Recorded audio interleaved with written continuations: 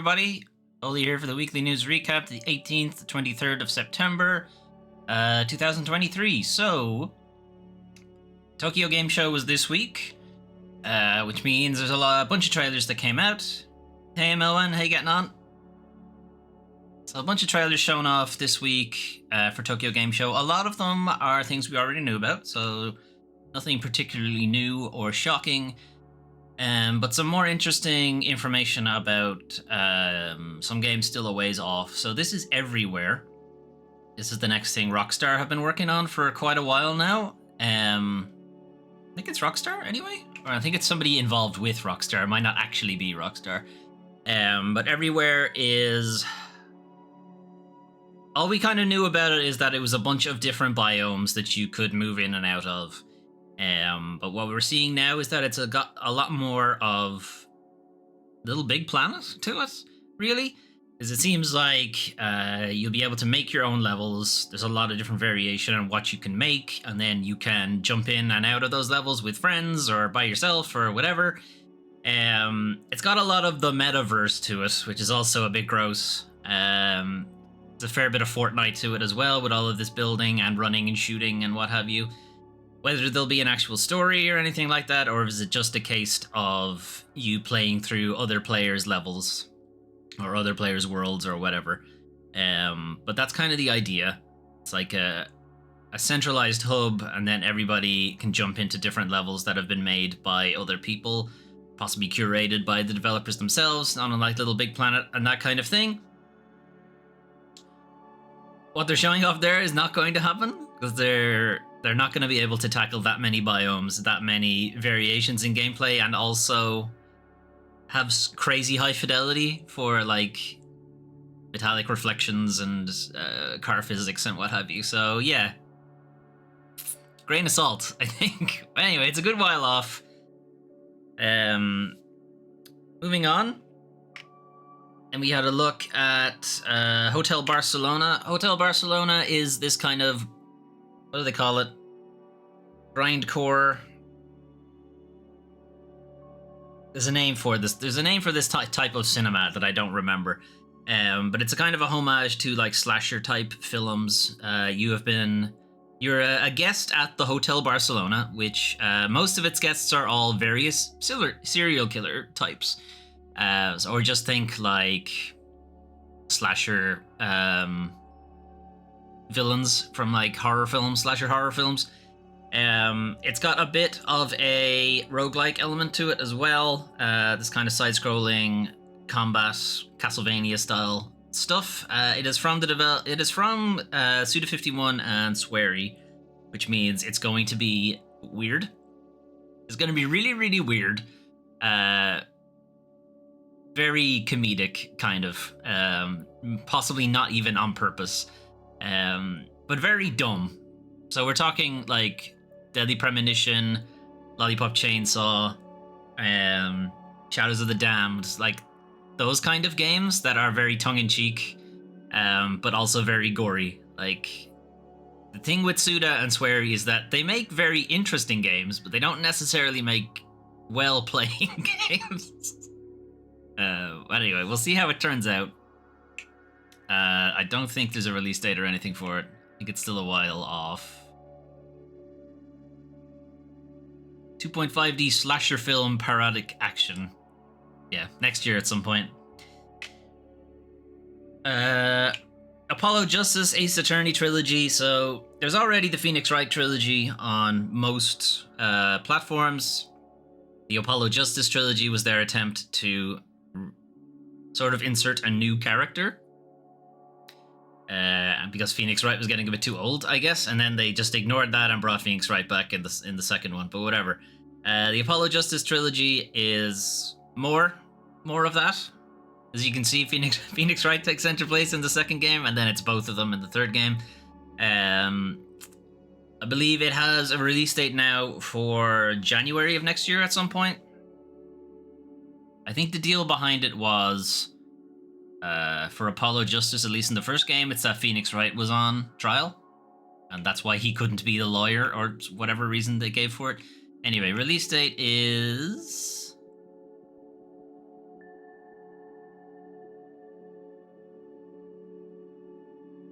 January, end of January 2024. I have to get on with the with the chronology now. What do you call it when it's more than 3? Like an anthology, I guess. There's way too many. Too many is what you call it, I suppose. I think it's even more than 6 games at this point. Capcom showed off some stuff that they've been working on, a lot of stuff around Exoprimals next season and that kind of thing, but then they also showed off more Dragon's Dogma 2. So I'm really looking forward to Dragon's Dogma 2. I played a lot of the first game. I think I ever finished it. Which I need to I need to remedy soon. But if you're not familiar with it, Dragon's Dogma was kind of the first... I put an asterisk beside this, but kind of the first open world fantasy RPG thing. And it was extremely janky, but you could do so many things in it that you still can't really do in a lot of games nowadays. Probably the biggest thing is that enemies were very tactical in the way they approached you. Like flying enemies would try to pick you up off the ground, fly you up into the air and then drop you, kind of stuff. You could climb onto the backs of bigger enemies, so you could climb onto the back of a griffin and then the griffin would take off to try to get rid of you. You know, that kind of thing. If you jumped onto an ogre and started slashing on its legs, it would fall over, or it would try to sit down on top of you. Like, there's a lot of that kind of stuff. And the story was very... I'm gonna say convoluted, but like in a good way. It sort of overlapped on itself a lot. There's some time travel weirdness going on. And the combat, it was fun, but it was very messy. Like, it's a very messy combat. I was kind of hoping they've tightened that up a bit in Dragon's Dogma 2. But from what I'm seeing from the video showcase they had, it's Dragon's Dogma again. And that's not a problem, because it was very good. It's just a nicer looking Dragon's Dogma, so that's good. From what I've read from some previews from different outlets that have had some hands-on with the game, yeah, that's it. It's more Dragon's Dogma. Did you like it the first time? You're gonna like it the second time. Did you not like it the first time? Well, I got some bad news for you. Anyway, this is still quite a while off. It's probably end of next year at some point. I think you'll see a bit here where they actually try to pick you up. Maybe not. No, the archer's too good. You won't see it. They did swoop in to try to grab you there, though. So, like, it does... Harpies are kind of scary. Because there's nothing you can really do about fall damage. You're gonna hit the ground and it's gonna hurt and it might kill you. That's kind of the end of it. Anyway, that is a fairly lengthy video. It's close to 9 minutes, and then there's a longer one somewhere else that's unedited. Tales of the Shire was teased very briefly. This is a teaser trailer. Isn't even any gameplay or anything in it. It isn't even in-engine or anything like that. That's a real person. The game will not look that good. That is an actual human being. Go outside and touch grass. Anyway, Tales of the Shire seems to be presented as a kind of Stardew Valley type thing. Like, it's a cozy, have fun in the Shire with your friends, who may or may not be actual people, just NPCs. It's not clear if it takes place during the story of the Lord of the Rings or during the Hobbit or anything like that. It might be earlier than that. The Ringfarer, yes. The Spiritfarer, the Ringfarer, Animal Crossing, Shire Crossing, anything like that. Any of those kind of games. You can assume it'll be something like that. But as you can see, no gameplay yet. It's all concept art. Private Division typically typically publish mid-budget type games. So I wouldn't expect anything like incredibly crazy or anything like that. And Weta Workshop, as far as I'm aware, have never developed a game. Weta Workshop is that it's probably going to have a bit of the film's aesthetic to it, rather than trying to remake it from whatever they could glean from the books. So I'd probably say it'll probably fit into the film a bit more. Where Winds Meet. So again, this is another lengthy video. It's 18 minutes. Where Winds Meet was shown off at not the last State of Play, the State of Play before that. And it is kind of been... It's kind of got Ghost of Tsushima, but then also a bit of Neo and a bit of Dark Souls and stuff to it. So this will be like a pretty big deal whenever it comes out. It is an open world RPG type thing, so do think Ghost of Tsushima, but China instead. So ghosts of... I know, that will just be racist, so I'm not going to say anything. Anyway, yeah, this is, as far as I can tell, this is the very opening of the game. This is your parent, currently. Your father, I think, or mother, not sure. And yeah, all that badass stuff that's been happening, yeah, they've been carrying a baby that whole time too. That's you. And then they have a fight with this faceless tyrant. This is the tutorial battle, kind of.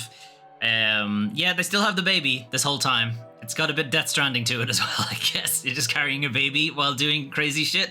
So that's very Dark Souls. This kind of combat, you can tell. Character fully centered in the screen, very deliberate animations. That's Dark Souls. That baby's dead, but whatever. It's fine. Don't worry about it. Anyway, they skip ahead after the fight. Shenanigans probably happen, and then fast forward a couple 100 years or something. You do character creation.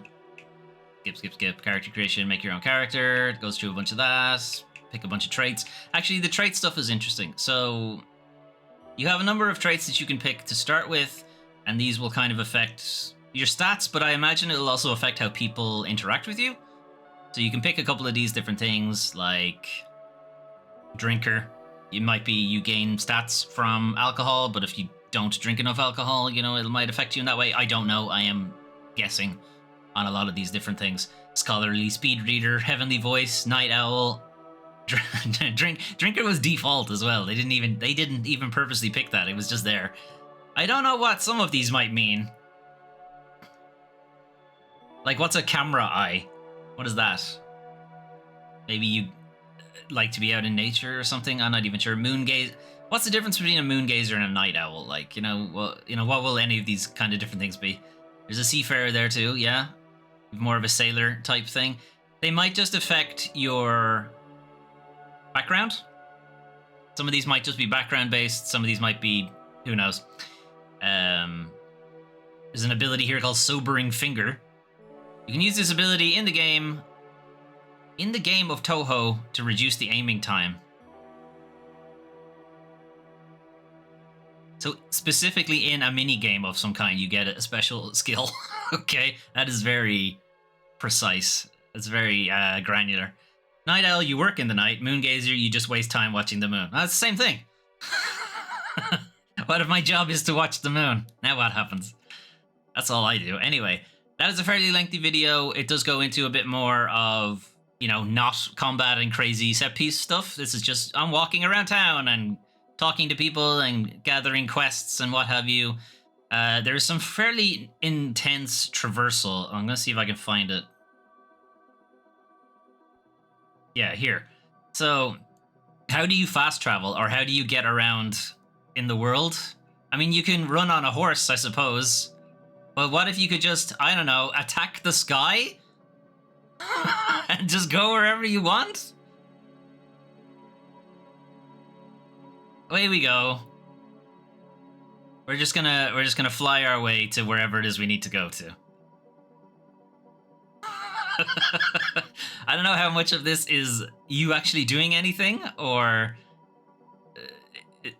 are you just holding forward that whole time? I don't know. It's a bit insane, but it does have a kind of that Chinese period wire fu kung fu kind of stuff, where people would just fly about the place, and Crouching Tiger, Hidden Dragon kind of does it, but this is a bit more insane.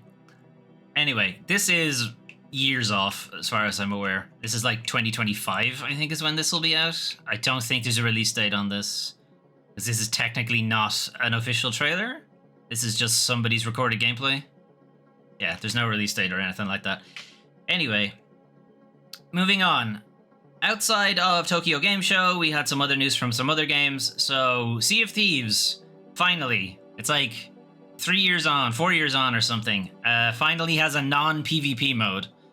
So if you're not familiar, Sea of Thieves, the pirate open world thing, open sea game, is all PvP, no matter what. There is no PvE zone.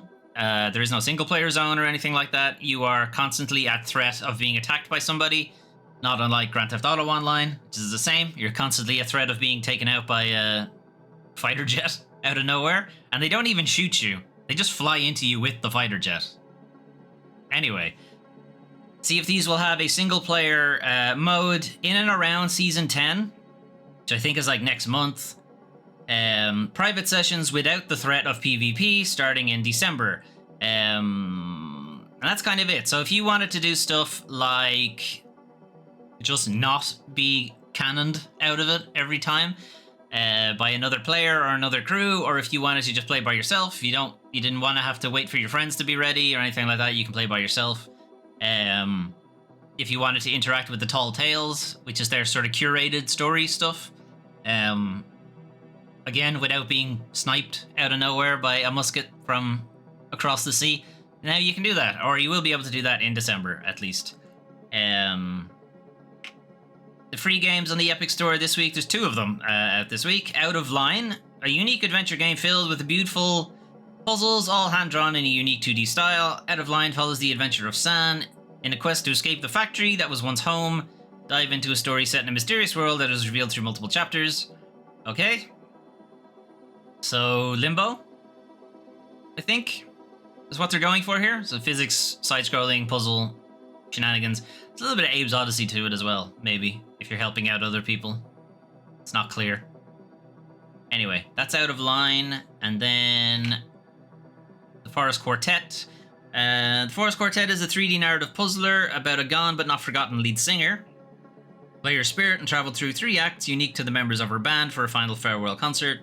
Face their emotions, solve puzzles, and fight the corruption plaguing their souls. So this is a getting the band back together, but maybe the band don't want to get back together kind of thing. But yeah, puzzles, isometric, bit of music to it.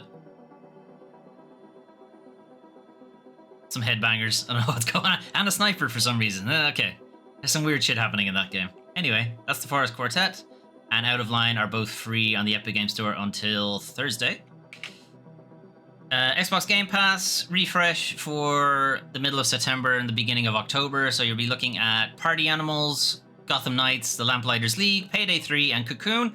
Some of these are already out. Party Animals is already out, for instance. Party Animals is not Gang Beasts. It's definitely not Gang Beasts. Don't let anyone tell you it's Gang Beasts, because it's not. Party Animals is you and your friends playing these adorable creatures. You know, you can play as a corgi, as you can see on the front cover, but you can also be a tabby cat, you can be an alligator, you can be an otter, you can be a duck, a goose, and a bunch of other stuff. And you are all partying, and the party is beating the shit out of each other, basically, to see who survives in the end. It is very slapstick, very dumb, very random physics shit happens. Like, if you win at all, it is an accident, basically. I don't think anybody intentionally wins that game.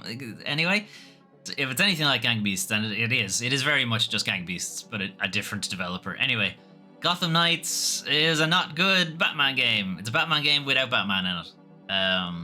Gotham Knights, you play the Bat Children, so Nightwing, Red Hood, Batgirl, Robin. It is a single-player open-world thing, but you can join up with other characters, so other players can jump in as one of the other Bat Kids. It uses the Arkham combat system. You might be familiar with it from Arkham Asylum, Arkham Knight, any of the Arkham games, basically. It does have a kind of pseudo-live service to it, which makes it feel a bit gross. And obviously, Batman's not in it, so who cares? As far as I'm aware, it's set after Arkham Knight, which might explain why Batman's not there. Play the game to find out why. The Lamplighters League, I don't know what that is. Payday 3 is more Payday, but currently is suffering server issues for like the 2nd day in a row, possibly 3rd day in a row, if I check now. Spoilers, I'm not spoiling anything. Just play the game, you'll figure it out.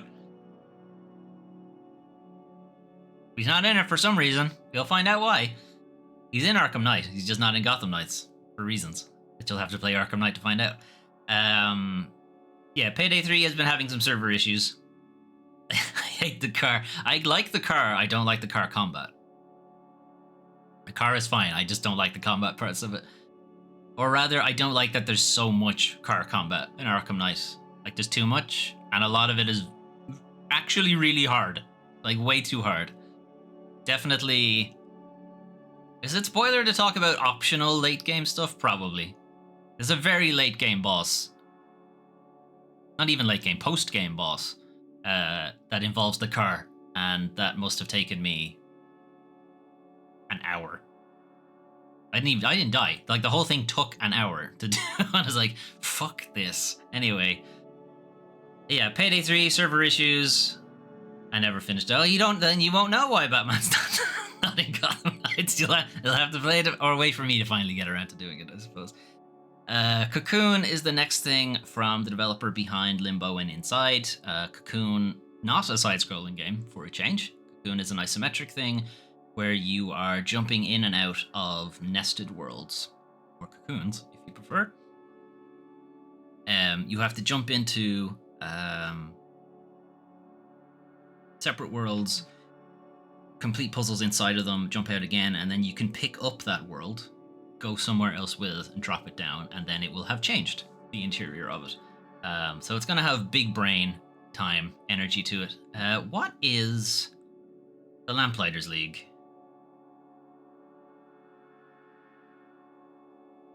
Lamplighters League, October 3rd. Sneak, steal, and shoot your way through a world of pulp adventure in the Lamplighters League. Globetrot across a variety of exciting locales around the world and outwit your enemies in strategic turn-based combat. And if you play your cards right, you might just save the world. So Lamplighters League seems like it is a XCOM type thing set in pulpy 40s, 50s era stuff. Why do I think Lamplighters League is like an actual book series? Why do I feel like it's that? I have to check into that later. Anyway, moving on. Those are some of the games you can play eventually. But what if you wanted to play something right now? Well, you can play Lies of P, or Lies of Pinocchio if you prefer. Lies of P is Bloodborne 2, but not Bloodborne, basically. People got tired of waiting for Bloodborne 2, or for Bloodborne on PS5 or PC, and decided, fuck it, we're gonna make our own Bloodborne. With blackjack and hookers. But yeah, it's just Bloodborne. And that's seems like it's doing a disservice to the game. It is doing some different things to Bloodborne that make it a little interesting. Like, you can block. You can't block in Bloodborne. You can block in Lies of P. It does also still have the health revenge system from Bloodborne, in that if you take damage, if you attack immediately afterwards, you can recover a lot of that health back. So it's, again, the way Bloodborne incentivized aggressive play. Lies of P is going much in the same direction. Bloodborne went that way because Dark Souls was becoming a lot of people being very standoffish and blocking and then attacking and then blocking and then attacking, and it became sort of attack tennis. And Bloodborne was meant to be a kind of, no, get in there and just kill the guy as fast as you can. And Lies of P is the same idea. There's a bunch of other things. It has a little bit of Sekiro going on as well, because you have this arm that has a bunch of different accessories you can attach with it. You've got this really cool one where you can grapple enemies and pull them towards you. So it's a good way to sort of split up groups, because you will be swarmed by guys. One thing that I'm not super into is that the game is relying pretty heavily on parrying. But it doesn't have Sekiro's approach to parrying, which was, okay, you didn't get the parry right, but at least you don't take damage in Sekiro. Whereas in Lies of P, if you don't get the parry right, yeah, you just eat shit, which I don't like. Anyway, we will have a look at this game eventually, when I finally get up the courage to start doing my fully plays all the Soulsborne games. Someday that'll happen. I have too many series going at the moment. I need to finish at least one of them. Anyway, this was Party Animals, as I was talking about. So it is on Game Pass, but it's also out as well if you want to just buy it, or you don't have Game Pass. PC, I think it's on PlayStation. I'm not sure. I think it's on Switch as well. There are a bunch of different game modes. Some of them is like tennis and football and what have you. But the main game mode is just beat the shit out of each other and be the last one standing. Which is very much Gang Beasts. Anyway, Again, another game that you would only play with other people. I don't think this would be particularly interesting online, just because of how random the game is. You know, the physics don't really behave properly, so... and you can knock yourself out with your own boomerang. Anyway, that's party animals. However, it is now time to talk about the worst parts of video games, the video game industry. So, big news this week was Xbox accidentally leaked a bunch of stuff as part of their ongoing lawsuit with the FTC. Excuse me. So it's required that they upload a bunch of documents for the FTC to review. And the idea is they accidentally uploaded it to a public link. Sure they did. Anyway. Leaks from deep inside the highest echelons of Microsoft's Xbox division reveal the inner workings of Microsoft's gaming division. Microsoft itself was at fault for this, as it provided these sensitive documents to the court via publicly accessible links. So this article here is mostly just a roundup of all the different things that were gleaned from the documents. We're not going to dive too far into it. If you want to dive ever further in, the link is there, or just search for it. So, top of the list, Microsoft considered buying Nintendo. This isn't exactly new. They've been considering this for quite a while. They very famously tried to buy Nintendo like at the height of the Wii, and Nintendo basically laughed them out of the room. It's like, no, we have a machine that prints money. Go away. Phil Spencer speculated that the Japanese games giant could become more open to acquisition offers in the future due to changing pressure on its board of directors. So there's somewhat of a burying of a salient point here, is that the pressure from the board of directors thing. So Nintendo are sitting on a lot of cash right now. And typically, in a capitalist corporate company, when you are sitting on a lot of cash, what you're supposed to do is use that to enrich the company and make it better. You know, put it into research, or put it into funding, or pay your people better, or start new projects and stuff like that. But what typically happens is they buy stock. All right, they're called stock buybacks. And that inflates the price of the stock, because suddenly there's a lot of demand for it. But the demand is coming from the company itself. So it's a little bit of I've always considered it to be a somewhat insider trading thing. But it's legal. Any corporate company can do it. That is typically what happens when they have cash on hand. They do stock buybacks. And that, as I said, inflates the value of the stock, which means all the shareholders are happy because number go up. Nintendo aren't doing that. They're sitting on the cash and they're using it for different projects and stuff. They have like Nintendo Land, or whatever it's actually called. They have their Nintendo Museum that's going out soon, and they have like greenlit a bunch of new games and stuff like that. So they're not doing that. And the pressure, the board of directors, is that there is a former Microsoft board of director board member, who is now sitting on Nintendo's board, and he is pushing for them to use the money to do stock buybacks. And the issue with that is, if they use up the cash and there's a crisis of some kind, they won't have the cash to get out of it because they've spent it all in the fucking stock. That would make them ripe for an acquisition, because now they're in a position where they don't have the money, they're not liquid, and so on.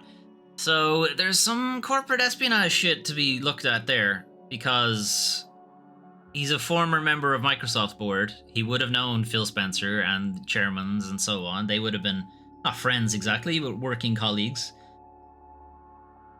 You know, there's maybe a question of, is there some collusion there? This is all speculation, obviously. Whether it will happen, whether Nintendo is even listening to this guy, who knows? But yeah, they're just glossing over that kind of information that is something that really should be paid a bit more attention to. A lot of Bethesda's projects were leaked. Some of them are kind of disappointing, to be honest. Ghostwire Tokyo is getting a sequel, which is interesting, because it turns out the game has done a lot better than it would seem. I thought it flopped. I liked it for the most part. There's definitely some parts of it I didn't like, but I did like it. So it's good to see it's getting a sequel. Dishonored 3 is obviously a no-brainer. And then remasters of Fallout 3 and Oblivion, not Morrowind. If any of them need a remaster, it's Morrowind. because that's a good game that is very hard to play. Remaster of Fallout 3. Just do New Vegas, you dicks. New Vegas is the one people want. Nobody wants Fallout 3. What's disappointing here is that none of these are new. There's no new IP there. Obviously, they still have Elder Scrolls 6, whatever they're going to call that. Or whatever state of Tamriel they decide to set it in. Who knows? Maybe they'll just do the entirety of Tamriel. I don't know. But you can see that's not on the list, so that's still quite a while off. A Ghostwire Tokyo sequel is a bit surprising. Dishonored 3 is not surprising. Probably because Redfall did so bad, and that was a new IP for them. They're probably, licking their wounds, and I imagine Microsoft kind of wants something more of a sure bet. So a sequel to something that was already doing well, like the Dishonored series. Phil Spencer had some musings about why AAA publishers have lost their mojo, and to be honest, he's kind of right. So they've been talking about how publishers were slow to get on the bandwagon for digital games. They were still trying to really leverage their dominance in like retail sectors, brick and mortar shops. They were sort of the gatekeepers for that, because only really a publisher could afford to spend the money to print discs. That's expensive. Get the boxes, ship them to the different shops and stuff like that. Like, that's a lot of money. Smaller publishers wouldn't be able to do that. An indie developer definitely wouldn't be able to do that. And without a digital storefront, indie development just wasn't really possible. You could do it, but you'd be relying on like word of mouth and having people to go to a website or whatever for really slow downloads. It doesn't really work. But once digital storefronts became a thing, Steam, PlayStation Network, the Xbox Store, that kind of thing, publishers were slow to change to that. Then they decided to build their own. So you have like EA's Origin, Uplay, Battle.net for Blizzard and stuff like that. They never really got the same, popularity, I guess, as something like Steam or the PlayStation Store or what have you. And the issue now is that these kind of bigger publishers that used to be like really big noise in the PS2 era, PS1 era, Xbox 360, Xbox era, EA, Activision, Ubisoft, that kind of thing. They've started to adopt a strategy of making huge bets on highly expensive prestige projects, relying on those risky all-in bets to establish and maintain publisher brands. So you can see that a lot of developers have, and a lot of publishers have, pulled back on more experimental games or more offbeat games, lower budget things. They're going all in on their big AAA stuff. Just why Ubisoft is like all in on Assassin's Creed. A little while back, they announced that, there's going to be like 8 new Assassin's Creed games. CD Projekt Red announced there's going to be like 5 more Witcher games. Sony put out 1 game a year, basically, and it's a big, huge budget game. It's all of that kind of stuff. They're not making small games. They're not making experimental stuff. They're not trying anything. Because they're so reliant on the cash flow from just one big game. And if it ever flops, they're fucked. And Phil Spencer, this was when he was talking to Microsoft CEO to sort of say why Game Pass was a good idea. Because it will be like a constant revenue flow for them, and they don't have to rely on their first-party games, because they don't have many. Microsoft expected a Red Dead Redemption 2 next-gen refresh, so did everybody else. It still has yet to materialize. Instead, we got a really shitty port of the original Red Dead Redemption. 3/4 of Xbox gamers have a Series S. Now, this has since changed. So this is going back 5 or so years. Not 5 years. The console hasn't been out that long. 3 years, maybe? That most of Xbox owning people owned the Series S, and more specifically, they owned the digital version of the Series S, so it doesn't have a disc tray. That made up the majority of units sold. That has now since changed, and it's become more of a split with Series X and Series S is more of a 50-50 thing. But at the time, the lower powered, lower spec'd, lower priced console was doing better, which might highlight that they didn't do a good job differentiating it. Like, people who are in the know may have known that the Series X was better performing and a bit closer to the PS5 than the Series S, but it's possible people who didn't just saw 2 Xboxes and one of them was cheaper. They went with that one. Microsoft dramatically underestimated Baldur's Gate 3 because of course they did, describing Baldur's Gate 3 as a second-run Stadia PC RPG. So yeah, they kind of dropped the ball on that. Larian Studios, for their part, kind of said that, yeah, pretty much every publisher dismissed Baldur's Gate 3 as going to be a big deal. Whereas anybody... Maybe it's... I don't know. Maybe it is a bit arrogant for me to say that anybody who would play or have seen Baldur's Gate 3 or played any of Larian's games would have known that this was going to be a big deal. I don't know. Maybe it is. Anyway, turns out it was a big deal. Phil Spencer wasn't impressed by the PS5 reveal because he's contractually obligated, I would imagine, not to be impressed by it. But if you take them at his word, they felt that the Xbox Series X was a better product than the PS5. It has since transpired that no, it isn't. And PS5 is dominating this generation. The SSD for the PS5 has made a massive difference. The haptic feedback on the dual senses and stuff like that. So much of a difference that Xbox's next controller is going to have a lot of that technology in it. Microsoft accidentally got an exclusive Sega game. This is kind of a weird one in that Like a Dragon or Yakuza 7 had separate deals with Xbox and PlayStation for whatever reason, and there was some shenanigans on the PlayStation side of things, or sorry, on Sega's team that were working with PlayStation. There's some contractual thing that just didn't go through properly. Something got messed up. But what it eventually meant then was Xbox ended up getting exclusivity, sort of by default.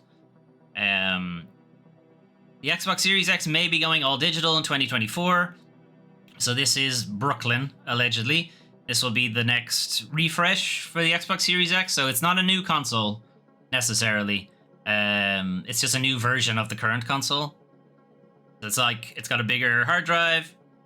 I think they're going to put in a proper SSD on it as well. There's no disc port, as you can see. So it's going to be an all-digital kind of thing. And then to go with that is their new controller, which will have the kind of Sony adaptive haptics kind of thing going on with it. Replaceable battery. You can see there at the bottom, precision haptic feedback, VCA haptics, accelerometer, and that kind of thing. So yeah, they kind of went, yeah, we weren't impressed by the DualSense. It turns out everybody else was. Okay, we're going to have to fix that. And then the very last one is Microsoft sees its next Xbox as a cloud hybrid machine. So they're once again going back to their leveraging cloud thing that they were supposed to do with this generation and never did. So is it likely that it's going to happen next time? Probably not. Next generation hybrid game platform capable of leveraging the combined power of the client and cloud to deliver deeper immersion and entirely new classes of game experience. Citation needed. Citation needed. Because it didn't work this time. And internet infrastructure is not going to markedly change in the next 5 years to make it any less likely to happen. There's a bunch of other stuff that came out of the Xbox leaks. When Microsoft was contacted to talk about it, they were like, old news, everything has changed since then, which is pretty standard corporate response to big leaks. You have like 2 responses you can have. Sorry, you have 3 responses you can have. One response is no response, obviously. You can say nothing. The other response is, oh, that's old. Things have changed since then. You know, don't read that stuff. That things don't look like that anymore, which is what they went with. And then the third one is, oh, that's not in context. The context makes it different. What's the context? Oh, sorry, that's confidential. I can't tell you. I think the leak is too big for them to say it was taken out of context, because all of the context is there. Anyway, that's your typical corporate response, though. Anyway, moving on.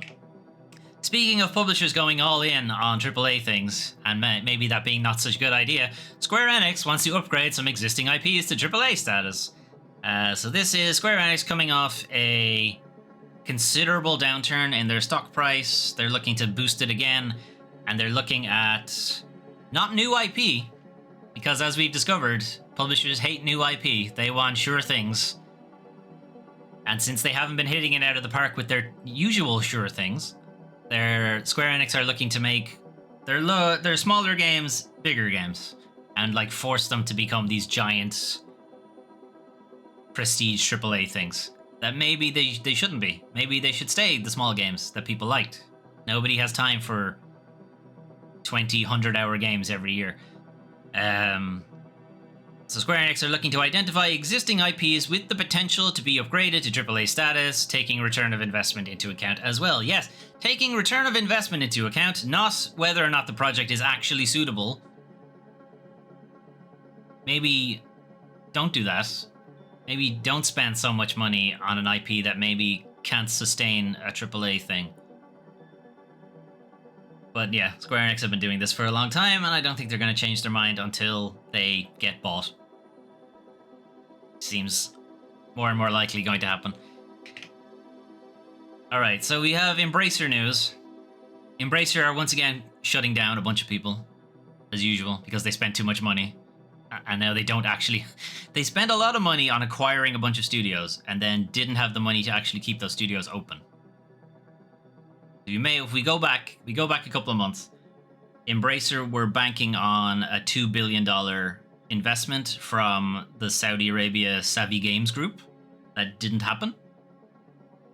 And it sounds like they spent that $2 billion on the assumption they'd get it back. And now they're seeing the problem with that. So last year's multiplayer Evil Dead game won't get any new content, and the Switch version has been canned.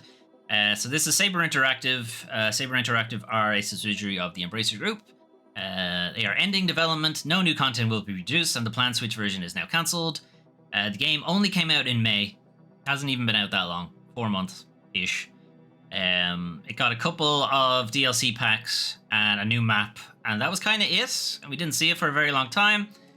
Made the jump to Steam. It was an Epic Game Store exclusive for a while. Made the jump to Steam, and then nothing really happened after that. Now, while it is not great to see a new game, a new live service thing, well, in general, it's not good to see a new live service game, but to see one that is pushed out and has its roadmap and what have you, and then is just immediately canned, is obviously not good. But it seems like it makes sense for the Evil Dead game, as while no explanation was given, the monthly peak player counts have dwindled down to double digits on Steam. We don't have the numbers for the other consoles because they're private proprietary networks, so they don't make it public. Steam does. And at a time when Saber Interactive's parent company Embracer Group is undergoing significant restructuring, yada yada yada. So this seemed like an obvious one for them to restructure, which is a shame, because I like Evil Dead. I just don't like asymmetric multiplayer things. I would have liked it just an Evil Dead game, anyway. But we're not done. We're not done with Embracer shitting on people. Crystal Dynamics' latest Embracer studio to suffer layoffs. It's actually not the latest studio. We'll see, because there's another article after this one that is the actual latest one. To align with current business needs. So they've cut 10 positions. Almost all of it is in marketing. 9 brand and marketing personnel and a single IT employee have been let go. What happened to that IT employee? What did he do? Or they do? He was just in the room when it happened. You know, they just walked into their lunch, and all the brand and marketing people were all eating together, and there's one IT guy who was invited. He accidentally got fired at the same point. So it's none of the developers, and I think the next Crystal Dynamics games, whatever it's going to be, it's probably going to be Tomb Raider, because that's been the rumor. It's probably still a while off, so yeah, it probably doesn't make sense for them to have a marketing team right now, but even so, that's still a shitty thing to do, because you bought their company this year. Remember, Square Enix sold them. Square Enix sold Crystal Dynamics and Eidos Montreal for like pennies to Embracer Group. And it was said that, you know, they wouldn't be affected by layoffs or anything like that, or merging of the two studios, etc. And then Embracer Group lost $2 billion. Effectively.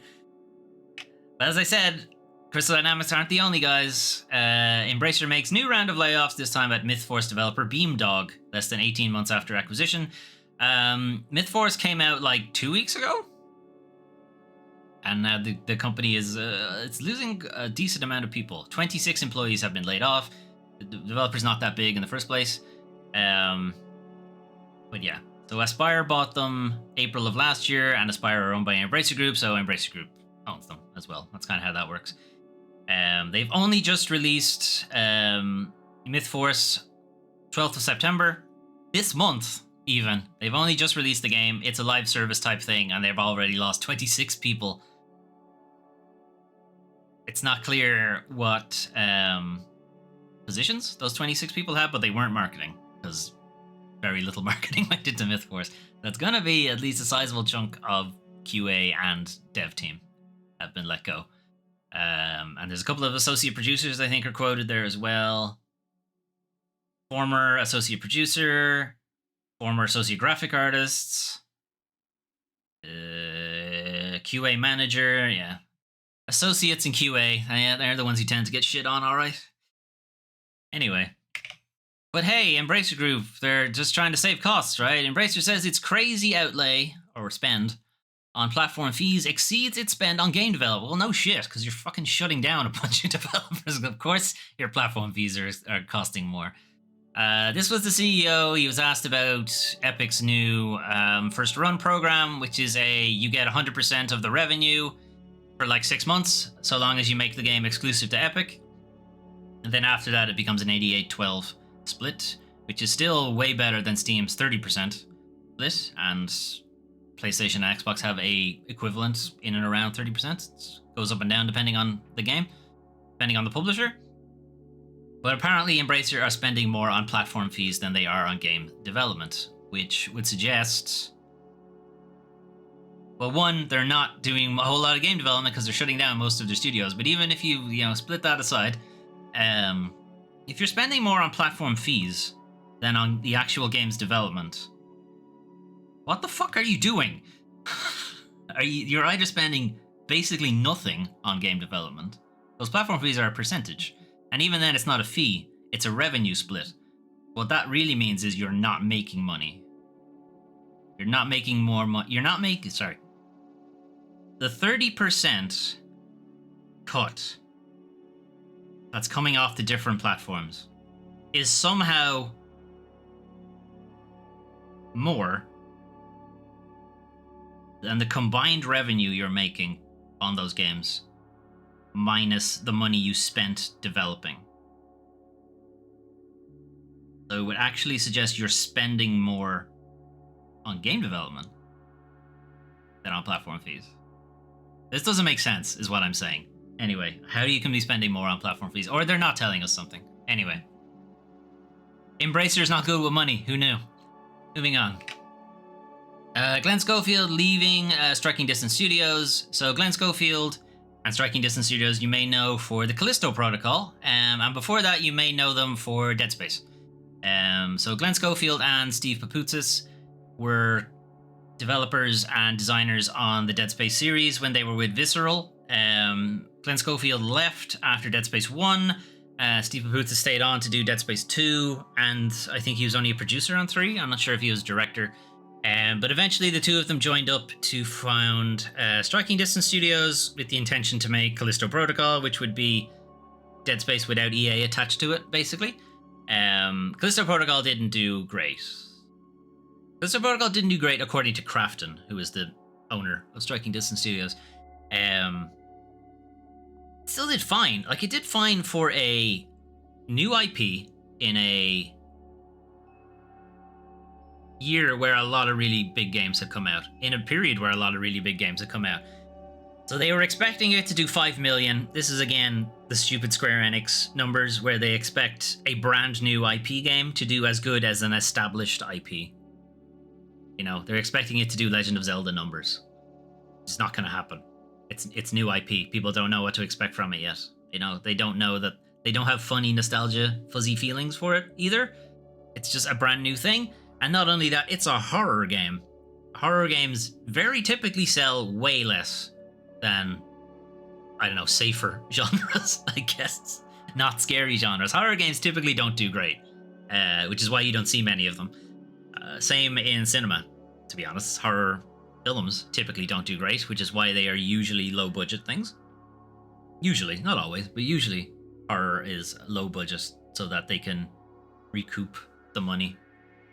They don't have to spend too much on it. Anyway, it made 2 million. I'm sorry, it didn't make 2 million. It sold 2 million copies. It made way more than 2 million. which is really good for a new IP. But apparently that's a flop. Anyway, Glenn Schofield voluntarily left. Citation needed on that voluntary bit. Steve Papoutsis has stayed on and has now become CEO.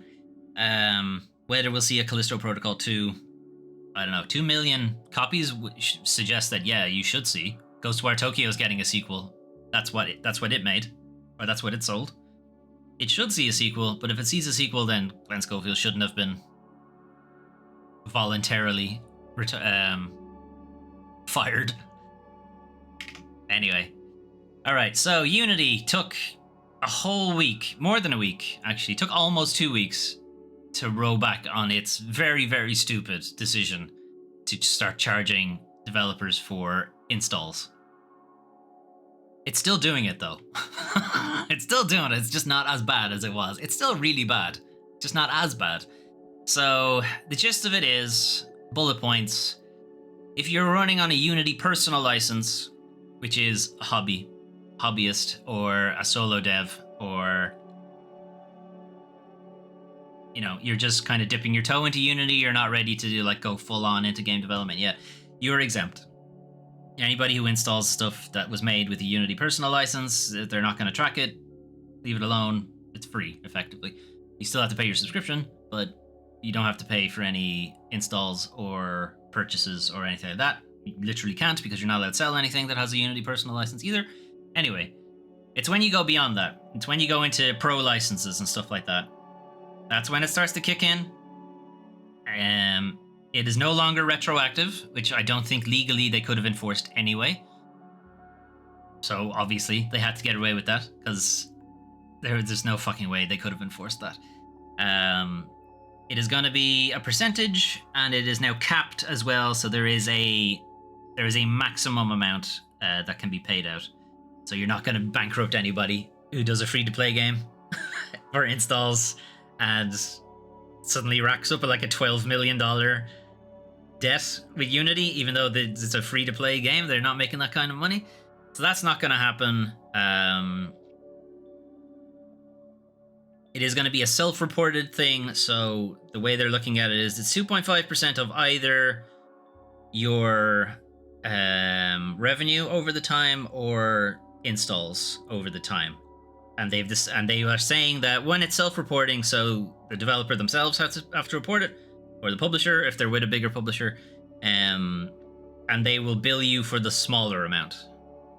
So whichever one comes out to being less, either revenue you made or installs happening from it, they'll bill you for the cheaper amount. But it is glossing over the whole point that you're still having to pay the subscription to use the software in the first place, and now you have to pay their revenue split as well. And then his further thing is that they arbitrarily changed this again without checking with anybody. Who's to say they can't do it again and again and again and again? You know, the trust is gone. They have said that this will only apply to the next iteration of Unity and onwards. So if you're on a current version, any game you are making with the current version of Unity or a previous version of Unity won't apply. Still just the subscription. But again, they just retroactively changed their terms of service last time. Who's to say they won't change it now? Who's to say how long they will support older entries of Unity? The software itself, how long will those license agreements last? You don't know, is the problem. And this is the issue when you're kind of the only game in town. It's Unity or Unreal, kinda. It's one or the other. Unity is a little easier to get into. A lot of game development courses in university and college, in techs, they teach Unity, they don't teach Unreal. So there's already a lot of knowledge built up on that engine. People are reluctant to leave it because they know so much about it already. But maybe they should. You should probably look into it. Unreal is a bit expensive, is the issue. But there is also, if you have an issue with Unreal, there's going to be a lot more knowledge on the internet about it, because it is a big engine. So if you're encountering a problem, there's a big chance somebody else has also encountered that problem. In fact, there's a big chance many people have already encountered that problem, and they have an answer for it, and they can tell you how to fix it.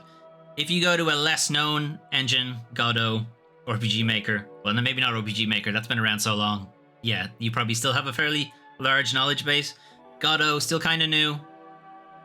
It's also an open source thing, and while open source is good, because you can look at the source, it also tends to be fairly esoteric, put together. You know, it's designed by an engineer and not designed by a designer, kind of thing. Look at Blender. If you ever tried to make anything in Blender, you're like, what the fuck is going on? Why am I pressing this button to do whatever? And that kind of thing. Anything open source is really like that. Designers don't tend to work on open source stuff. Anyway, we'll see how this turns out. But I can see a lot of developers jumping ship from Unity. Even though this deal is better, it's still not good. They're still double dipping. They're still charging you the subscription for the software. And remember, it's not just a subscription for your entire team. It's a subscription per seat, is the way they put it. So per machine, pretty much. If you have 20 developers working in Unity, that's 20 licenses you need to buy. Or subscribe to, you know? And then on top of that, it's the revenue share on top of it. Install fees or revenue or whatever they decide to call it. Greed. Moving on. Alright, so some stuff coming out of the community, mostly around Mortal Kombat 1. Mortal Kombat 1 fans can't stand Megan Fox's Nitara voice. Yeah, not surprised. It's really bad. She is very much phoning it in. So the issue is that there's needlessly lifeless voice acting. Megan Fox does a pretty terrible job as Nitara, who is meant to be a sort of vampire, monstrous, villainous kind of character, and she's just very monotone in her delivery.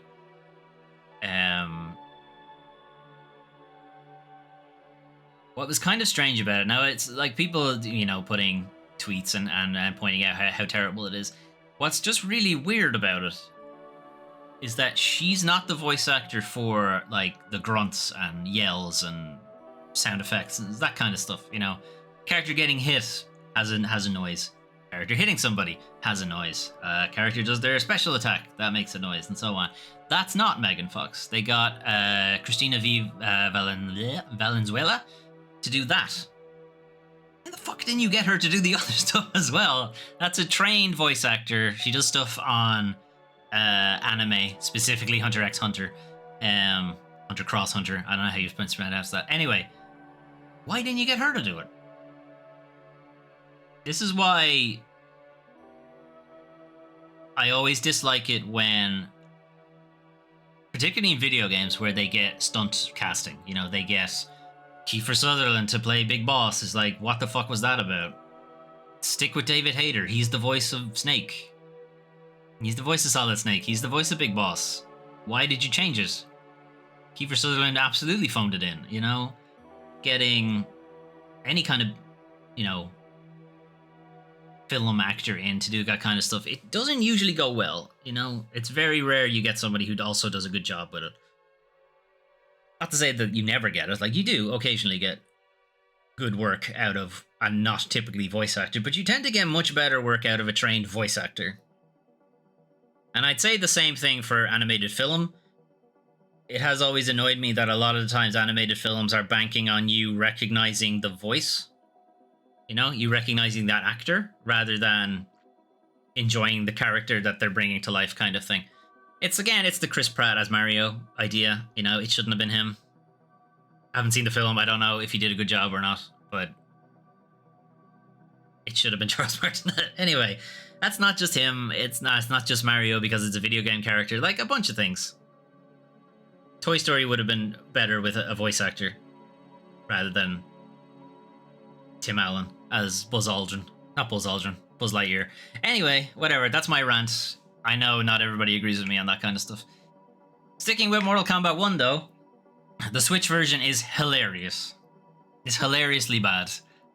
It does not in any way match up to any of the other ports or versions. So you can see on the left, PS5, see on the Switch on the right, there's like no animations at all. And it seems like there's some weirdness going around with the eyes. The eyes seem to just be permanently open. There's a great reaction meme right there. Yeah, the hair, shadows in general, I think, is what the issue is. It's just shadows are just not coming through on the Switch in any way whatsoever. And if this is the video I think it is, yeah, this game is meant to be 2D. The game is not meant to be 3D. That was that working. You're gonna have some difficulty with this game. Anyway, that's the Switch version. As far as we're aware, current gen, PS5, PC, Xbox don't have that issue. The really bad part, though, is that this is still a $70 game. Like, it's still the same price. That's the same price you'd pay for the PS5 version of the PC version, which is pretty bad. It's pretty good. It's funny. It's very, very funny. But it's pretty bad if you paid the €70 and were expecting something equivalent, and this is what you got, you know?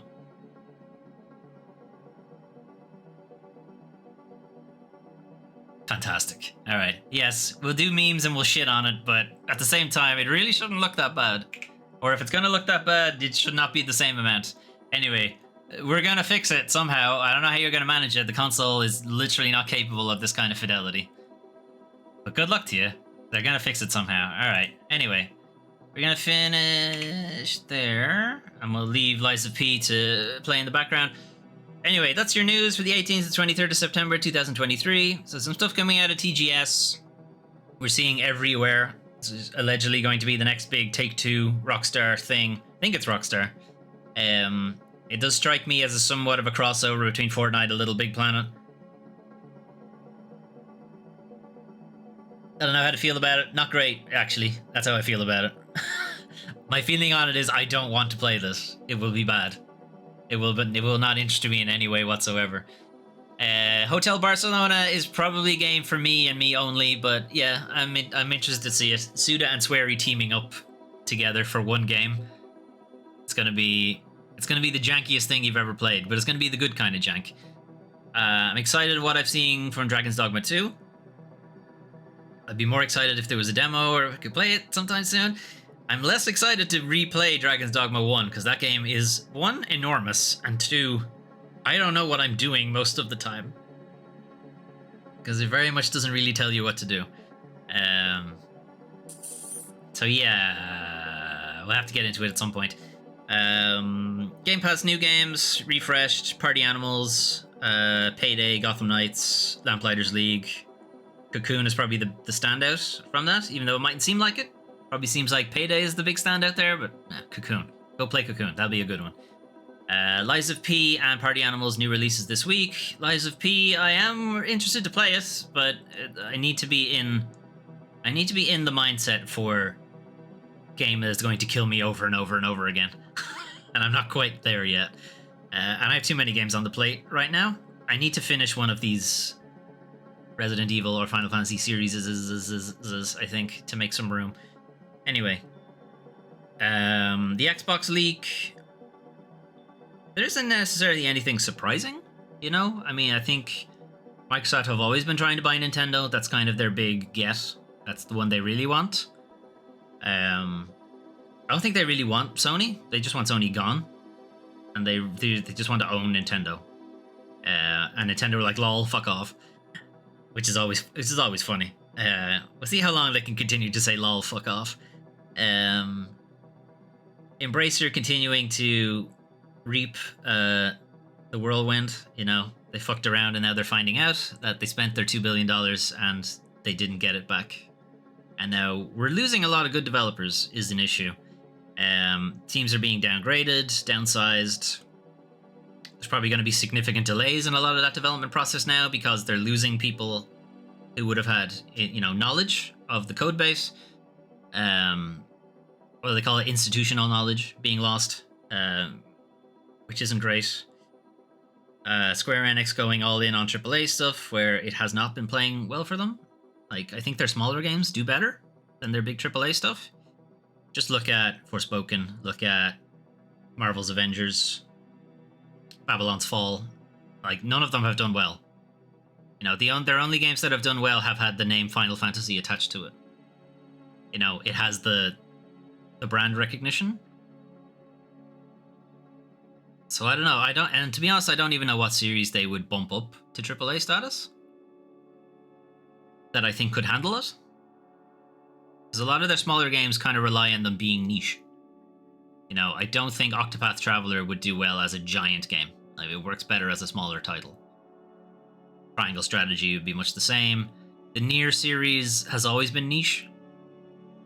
I think more people should play it, but it's very much a niche thing. I don't think it has greater appeal beyond that. Even Final Fantasy, typically, it's really only the name that's getting people into it. You know, if you made a Final Fantasy game and didn't have the name Final Fantasy attached to it, it would be your standard turn-based JRPG. That are good, I like them, but they don't do well. You know, it's only because it has the name. It's the brand. Anyway. What else do we talk about? Unity. Give it 3 years. We'll see how Unity's actually doing, and if they've fired their CEO, which they really should. If they really want to regain trust, like the board and the CEO kind of need to go, or they need to be significantly gutted for anyone to think that this isn't just gonna happen again. But it's not gonna. It's just not gonna. This kind of thing doesn't happen. Anyway, that's it for the news, but what is happening on the channel? So I haven't had a chance to put any trailers together or anything, so this one's going to be a bit slapdash, assuming I can find it. Can't find it in the list, I'm going to have to find it the other way. Okay, so this is a bit of a behind the curtain on how I actually make the game roadmap thing. So this is our roadmap for the second half of the year, what's going to become now the fourth quarter of the year, I guess. It Takes Two is finished. Myself and Melwyn completed that yesterday. Copy out, you, copy you, bring you across there, and then align them.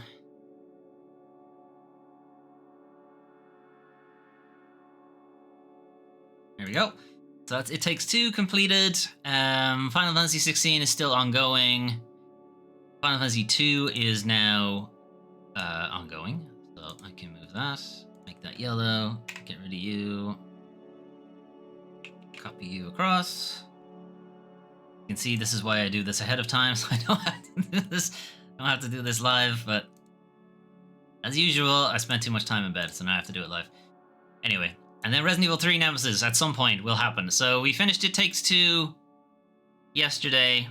I was meant to play After Us this week and Resident Evil 3 Nemesis this week, but that didn't happen.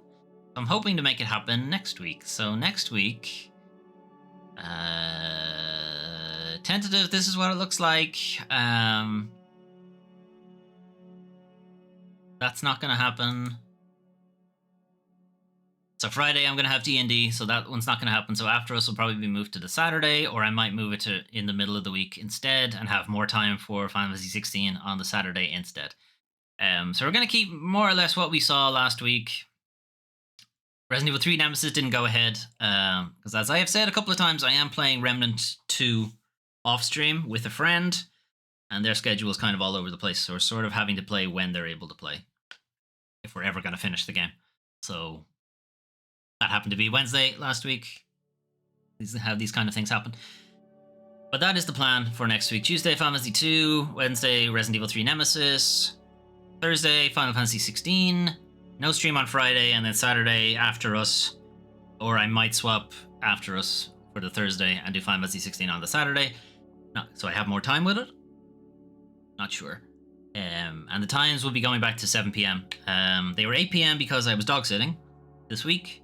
And the dog needed to go out and get their walkies in. And that's the time I had to do it at. I had to do it when the light was out. They're still a young dog, and I don't really want them out at night because they're pretty much invisible at night. It's a very dark colored dog. Anyway, that's it from me for today. Thank you, Melwyn, for hanging out with me. And anyone who's lurking in the background, appreciate it as well. I I may be back later today. I might try to fit After Us in today instead. I'm not sure yet. I think I will be needed for dog ferrying business because we still have the dog for one more day. I know Melwen is playing Citizen Sleeper later today, 8 o'clock. You can drop by their chat, drop by their channel, twitch.tv/Melwen26. I'll be there. See you in chat. Or I might see you guys later today for After Us. I don't know.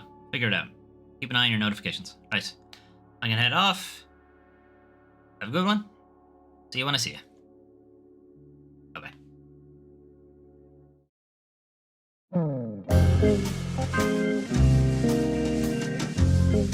Bye-bye.